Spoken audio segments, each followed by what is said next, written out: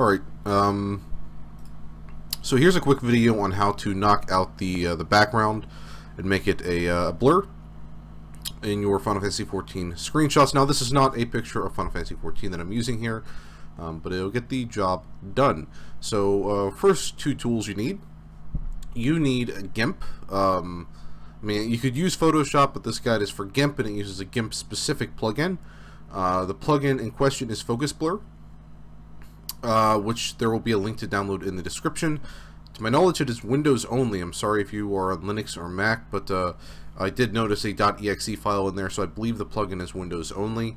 There might be a Linux or Mac equivalent. I don't know. I'm sorry about that if you are on those operating systems.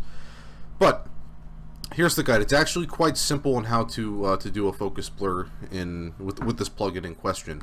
So what you want to do is get a nice little, get your image and hit the B key to select the pathing tool. It's located right here. And what you want to do is use the pathing tool to go around the image. Now the pathing tool, for anyone who hasn't used it, actually supports Bezier curves. So if you were to click, hold, and drag, you would get a Bezier curve right here. And I can of course adjust this to however I wanted, if I wanted to do something like that. But yeah, you want to go around your object with the pathing tool. I'm not going to do it here, but you want to get something, let's say, well, you can hit the Z key to go back, by the way. But let's see, I'll just do a quick selection of the base down here. So we have a basic selection or box going around this. You may not be able to see it in the video too well, but under the tool options you have select from path, and this lets you create a selection based on the path you just created. So what you want to do is you want to create a new image or a new layer and paint everything you just did black. What you want to do after that is create a background layer, which would be white, and simply merge down and merge the two like this. And what you do when you're fully done, you're going to get something like this, right? Very simple. But if we were to just blur the background and just have this pull in focus, well, everything else would be blurred around it, and that wouldn't be necessarily very accurate, because obviously, you can't have this in focus and then the ground not be in focus, in the same z-axis. So what you want to do is you're going to still have this entire thing selected when you paint it black, but I don't, so I'm going to just select the color black, and there we go, very similar selection. What you want to do is invert the selection, so select invert, and you want to select the gradient tool and also create a guide. You could just create by holding down on the ruler on the over here, just click, hold, drag, create a guide.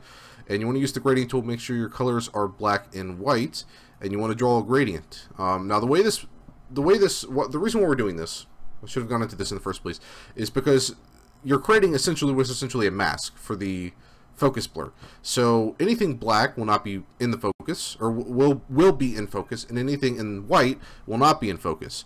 So by having it, by having all this black down here, this is all in focus, and then it's going to gradually become not in focus. And so the end result is something like this, which is what I did originally. So we're just going to select nothing and move the guide out of the way. And what you need to do, it's very simple to do the focus blur. What you need to do is select the layer that you want to have the focus blur on. Go to Filters, Blur, Focus Blur. There's a few different diffuse models right here. So you have flat, spherical, Gaussian, ring, concave, and brush.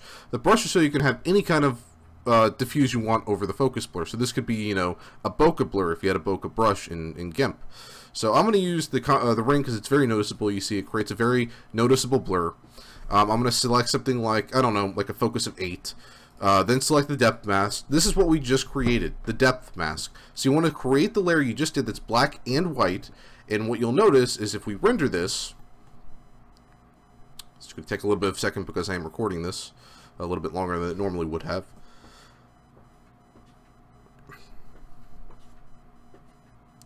And there we go. So now you have the foreground is in focus right up to around here, and then it gradually becomes not in focus.